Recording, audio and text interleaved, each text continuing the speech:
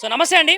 So ఇప్పుడైతే మనము మూసీ నది ఒడ్డున ఉన్నటువంటి చాదర్ఘట్ ప్రాంతాన్ని అయితే మనమైతే చూస్తున్నాము. సో ఇక్కడనైతే మూసీ నది ఒడ్డున జనయాత్ర అంటే బస్తీ యాత్ర. ఇక్కడ ఉన్నటువంటి ఇల్లులు ఏవైతే ఉన్నాయో ఈ మూసీ నది ఒడ్డు నుంచి అయితే 50 మీటర్ల దూరంలో ఉన్నటువంటి ఇల్లులను అయితే కూల్చేస్తాము అని వీళ్ళకైతే సమాచారం అయితే వచ్చింది కదా. ఈ సమాచారాన్ని అయితే ఇక్కడ ఉన్నటువంటి జనాలు అయితే భయభ్రాంతులకైతే గురవుతున్నారు.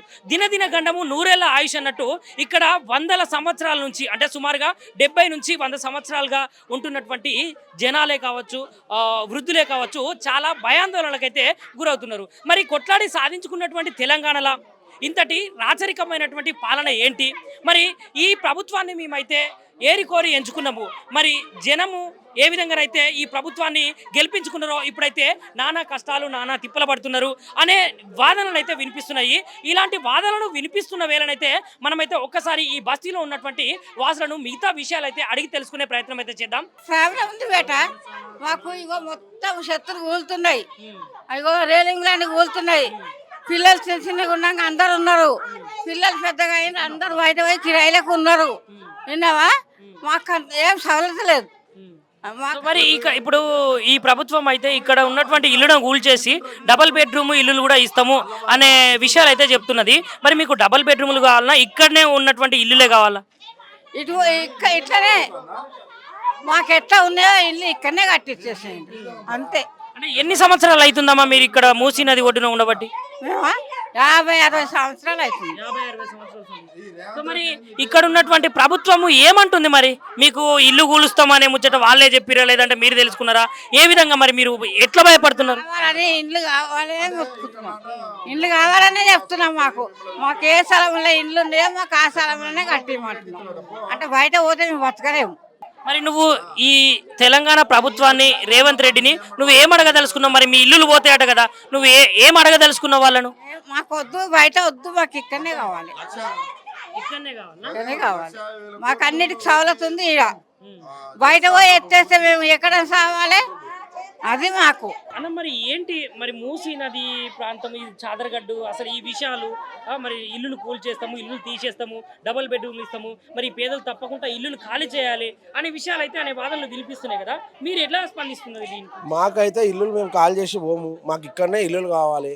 మాకున్న జాగాలనే ఇల్లులు గులగొట్టి ఇల్లులు కట్టిస్తే బాగుంటుంది. మాకు ఏదైనా మాకు ఇక్కడనే జీవనాధారం ఉంది. పొద్దుగాలు లేస్తే ఆడవాళ్ళు ఇక్కడ మా అక్క చెల్లెళ్ళు అందరూ బయట పనికి పోతారు, ఇళ్ళ పనికి పోయి వాళ్ళు పైసలు వచ్చిన దాంతో జీవనాధారం సాధిస్తారు. ఇక్కడ నుంచి బయటికి పోతే మాకు లైఫ్ లేదు, మాకు ఈయనే లైఫ్ ఉంది. గత 70-80 సంవత్సరాలు మా తాత నాయనమ్మల నుంచి ఇక్కడనే ఉన్నారు, మేము కూడా ఇక్కడనే ఉన్నాం, మా పిల్లలు ఉన్నారు, మా పిల్లలు ఉండేదాకా కూడా ఇక్కడనే ఉంటాం. మాకు ఇక్కడనే ఇల్లులు కట్టియాలి, ఇక్కడనే మాకు ఏదైనా మాకు ఈయనే చేసేయాలి. మాకు నోటీస్ లేదు, ఏం లేదండి. అర్ధరాత్రి రావడము, బుల్డోజర్లు పెట్టి గులగొట్టేయడము ఇవన్నీ చేశారు. మాకు అట్లాంటివి ఏవి కూడా మాకు ఇంటిమేషన్ లేదు, ఒక నోటీస్ లేదు, ఏది లేదు. అక్రమంగా వచ్చి గులగొడుతున్నారు అంతే. మేము సచ్చినా బతికినా మేము ఇక్కడనే ఉంటాం, మమ్మల్ని చంపి మా ఇళ్ళని గులగొట్టాలి అంతే. అంటే ఇప్పుడు ఏరికోరి ఎంచుకున్నటువంటి ప్రజాపాలన కలిగినటువంటి ప్రభుత్వం కదా, మరి ఇలాంటి ప్రభుత్వం మీద ఇంత వ్యతిరేకత ఎందుకు వచ్చింది అనుకుంటారు? ఏరికోరి చేసినందుకే మాకు ఇట్లా చేస్తుండు. మా బస్సులో ఉన్న వాళ్ళు అందరూ పెద్ద మనుషులంతా ఏమంటారు అంటే, మాకు మా జీవనాధారం మీరు ఉన్నప్పుడు మాకు ఎందుకు ఇట్లా ఇంత బాధ పెడుతున్నారు రేవంత్ రెడ్డి? ఈ పరిపాలన వచ్చినప్పటి నుంచి మాకు ఎందుకు ఇంత బాధ? కేసీఆర్ సార్ ఉన్నప్పుడన్నా మాకు అంతో ఎంతో ఏదో సాయం చేస్తుండే, పింఛన్లు అని అవన్నీ. ఇప్పుడు ఆ పింఛన్లు కూడా సార్ ఇంకొస్తలేవు మాకు. మా బస్సులో నీళ్ళు కరెంటు ఊకే పోవడము, ఇక్కడ అంతా మాకు ఇబ్బంది చేస్తారు. ఇవన్నీ ఇబ్బందులు పెట్టి ఇలా కాల్ చేపియాలి. ఇక్కడ నుంచి కరెంటు బంద్ చేయడము, వాటర్ కట్ చేయడము, స్కూల్స్లోకి కరెక్ట్ పోకుండా వ్యాన్స్ రానియకపోవడము, రోడ్డు ఇప్పటికీ మాకు రోడ్లు కూడా వేయలేదు. ఇక్కడ ఇప్పటిదాకా ఆర్సీ రోడ్ వేయలేదు, ఉన్న రోడ్స్లోనే అది చేస్తారు అంతే. మాకైతే ఇక్కడనే ఇల్లులు కట్టాలి, మా ఇల్లులు మాకు ఇవ్వాలి అంతే. సో ఇప్పుడు మనం చూసుకున్నట్లయితే మా ఇల్లులు మాకు కావాలి, ఎందుకంటే మేము ఏరికోరి ప్రజాపాలన అదేవిధంగా ప్రజలు సుభిక్షంగా ఉంటారు అని మేము ఓట్లేసి గెలిపించుకున్నటువంటి ప్రభుత్వము మా నోట్లోనైతే మట్టి కొట్టే ప్రయత్నం అయితే చేస్తుంది అని ఇక్కడ ఉన్నటువంటి స్థానికంగా ఉన్నటువంటి బస్తీ వాసులే కావచ్చు, వృద్ధులే కావచ్చు, ప్రతి ఒక్కరైతే మాట్లాడుతున్నారు. మరి ఇక్కడ ఉన్నటువంటి మూసీ నదిని సుందరీకరణ చేసే ముందు మూసీ నదిలో ఉన్నటువంటి మూసీ నది పక్కన ఉన్నటువంటి జనాల యొక్క గోస అదేవిధంగా జనాల యొక్క గోడు మీకు ఏమైనా కనిపిస్తుందా అనే విషయాలు అయితే చూద్దాము. సో ఇక్కడ ఇంకొక అమ్మున్నది, ఏమంటుందో ఒకసారి విందాం. అదే భయం లేదు మాకు, ఏ జనాలు భయపడి వాళ్ళని మాట్లాడమని చెప్పు, మాకు భయం లేదు.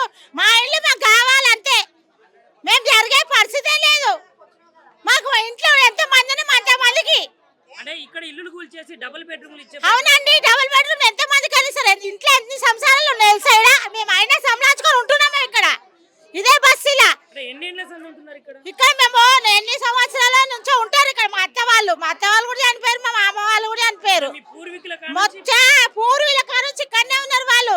గుడిసెలు ఉండినంటే అప్పుడు ఆ ఊడవాళ్ళు వచ్చి అప్పుడు తెలియని పరిస్థితి ఆ ముసలోళ్ళది అప్పుడు వచ్చి ఊడవాళ్ళు వచ్చి కూలగొట్టి ఇల్లు కట్టించారు. మరి ఇప్పుడు రాత్రికి రాత్రి బుల్డోజర్లు వేసుకొని వచ్చి ఎందుకు వస్తారండి? ఎందుకు వస్తారు? మమ్మల్ని చంపడానికి వస్తారా? రేవంత్ అన్న చంపుతాడా? చంపమని ఎంతమంది చంపుతాడా? వచ్చి చంపమని మరి చంపి ఎంతమంది పైసలు ఇస్తాడో ఎంత లక్షలు తింటుండో. మరి ఇప్పుడు మీరే కదమ్మా ఓట్లేసి గెలిపించుకున్నటువంటి మేము అసలు ఓటు వేయలేదు. ఓట్లు కూడా మా పిల్లలకి ఓట్లు కూడా రాలే ఇంతవరకు. వచ్చి కనుక్కున్న తెలియదు, ఏం తెలియదు. గ్యాస్ చేసిండు, గ్యాస్ బంద్ చేస్తాడు, ఒక్కోసారి బ్యాంకులు బంద్ అవుతాయి, సర్వీస్ అంటాడు, బిజినెస్ అని ఏదో మాట్లాడుతాడు. అన్ని పిచ్చి పిచ్చి మాటలు మాట్లాడతాడు. అంటే జనాలకు మంచిగానే చేస్తున్నారంట. ఇప్పుడు జనాలందరికీ మంచిగా చేస్తున్న ప్రభుత్వం కాంగ్రెస్ ప్రభుత్వము. పింఛన్ల కానుంచి ఏడు చేస్తుండు, ఏ పింఛన్ ఇచ్చిండు మాకు? నేను కూడా పింఛన్ తీసుకుంటా, భర్త లేడు. పింఛన్ ఇస్తా అని చెప్పిండు కదా. ఏడు ఇస్తుండు, ఎవరికి ఇస్తుండు? ఎంతమంది తీసుకోలేమా? వాడ పోయి చూపిస్తే ఇస్తలేరు మాకు. మావి అవే 2000 మాకు ఆయన కేసీఆర్ చేసిపోయిన 2000 మాకు వస్తున్నాయి అంతే. కేసీఆర్ హయాంలో మరి పింఛన్లు వచ్చినాయని వచ్చినాయి నెల కరెక్ట్ 1 తారీఖు మాకు పింఛన్ పడుతుండే. ఈయన వచ్చినప్పటి నుంచి కూడా పడతలేము. మరి ఈయన వస్తే టంగ్ టంగ్ టంగ్ టంగ్ అని గంట కొట్టినట్టే అటు రైతు భరోసా గానీ ఇటు పింఛన్లు గానీ ఆ ఉద్యోగులకు జీతాలు గానీ అన్ని అక్కడ వేస్తున్నాం. మరి ఇక్కడ ఏం చేశాడు కదా చెప్పండి? ఇక్కడ కూడా వేస్తే చెప్తాం ఆయన గురించి. ఆయన మాకు కట్టించుకోవాలి. ఈయన ఇప్పుడు కట్టినకేం రావద్దు. అంటే ఇప్పుడు మీరు సంతోషంగా ఉండేదందుకే ఈ అవునండి, మేము సంతోషంగా ఉంటామని ఈయన కోరిక ఉంది కదా. ఈయన మరి మా ఇంట్లో 4 ఉన్నాం, 4 ఇండ్లు ఇస్తాడా? ఏమని చెప్పండి. మరి డిమాండ్ చేస్తా, నువ్వేమని డిమాండ్ చేస్తావు? మాకు ఇదే ఇక్కడనే కట్టియండి, ఇది గూల కొట్టి నీళ్ళే కట్టియమంటే ఇన్నే ఉంటాం మేము. కాకపోతే ఇల్లు గూల కట్టిన దాకా మేము వెళ్ళకి కిరాయికి ఉంటాం. జరిగే పరిస్థితే లేదు అసలు. ఒకవేళ బుల్డోజర్లు వచ్చి ఎట్లా గూల కొడతారు? సీఎం చెయ్యి ఉంటేనే కదా చేసేది. సీఎం ఆయన అని చెప్పండి ఎట్లా గూల కొడతా బుల్లెట్ వచ్చి. क्या समस्या है माँ इसमें? हम नहीं जाते यहाँ। हम यहाँ ही रहते। हम 50-60 साल से यहाँ है। अब रेवंत रेड्डी यहाँ से जाओ बोला तो कई को जाएंगे। रेवंत रेड्डी को ये बोलो हमारे एक घर से 10-10 वोट मिले, हमारे तरफ से तू सीट पे आया। अगर हम नहीं डालते तो कहाँ जाता था आप बोलो? हमको कई को बेघर कर रहा। हम टुट्टे घरों में 70 साल से हम 1-2 साल से नहीं है। मेरा आदमी आर्मी का है, आर्मी। हाँ, क्या विनती है माँ आपका? हाँ, क्या विनती है आपको यहाँ से जाने की? नहीं, यहाँ रोटी रिज़्क़ है बा। यहाँ मेहनत करते, फूला फुलाते, शाम में पका के खाते।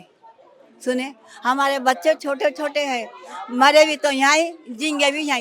नदी अगर आ गई भाई जाएंगे। रेवंत रेड्डी को तकलीफ नहीं देंगे। क्या बोलते हैं अम्मा सरकार को, रेवंत रेड्डी साहब को?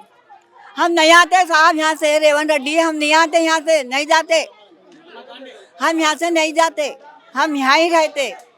क्या बोलना चाह रहे खत्म। సో చూసిరు కదండి, ఇదే చాదర్గఢ్ దగ్గర ఉన్నటువంటి మూసీ పరివాహక ప్రాంతం. సో ఇక్కడే ఈ మూసీ పరివాహక ప్రాంతం దగ్గర ఉన్నటువంటి 50 మీటర్లకు ఏదైతే ఉందో అక్కడ ఉన్నటువంటి ఇల్లులను అయితే కూల్చేస్తాము బుల్డోజర్లు పెట్టి అని ఏదైతే ఈ ప్రభుత్వం ఉందో, అదేవిధంగా ప్రభుత్వ అధికారులు ఉన్నారో ఇక్కడ ఉన్నటువంటి పేద ప్రజలకైతే భయభ్రాంతులకైతే గురి చేస్తున్నారట. సో ఇక్కడ ఉన్నటువంటి ప్రజలు చెప్పే విషయాలు ఏంటంటే, మేము సుమారుగా 70 నుంచి 100 సంవత్సరాలు ఇక్కడే ఉన్నాము. మా పూర్వీకులు, మా అమ్మ, మా తాత, మా నాన్న అందరు ఇక్కడే ఉన్నారు. సో మేము కూడా ఇక్కడే ఉంటాము. మాకు వాళ్ళు కట్టించేటువంటి డబుల్ బెడ్రూమ్ ఇల్లులు ఏవైతే ఉన్నాయో అవి ఇక్కడ కట్టిస్తే బాగుంటుంది. సో మేమైతే ఇక్కడే ఉంటాము. ఇక్కడ నుంచి మేము వెళ్తే మా ప్రాణాలు పోయినట్లే అని చెప్పేసి ససేమేరే ఇక్కడ నుంచి అయితే వెళ్ళము అనే విషయాలు అయితే ఇక్కడ ఉన్నటువంటి స్థానిక ప్రజలైతే వినిపిస్తున్నారు. సో చూసుకుంటే ఇక్కడ ఉన్నటువంటి ఇల్లు కూడా సుమారుగా 50 నుంచి 60 నుంచి 70 సంవత్సరాలకు పైబడిన ఇళ్ళలాగానే కనిపిస్తున్నాయి. సో ఇదండి. సో మీరు చూస్తున్నారు మిర్రర్ టీవీ, నిరంతరం ప్రజాపక్షము. కెమెరామ్యాన్ శివతో గుణ.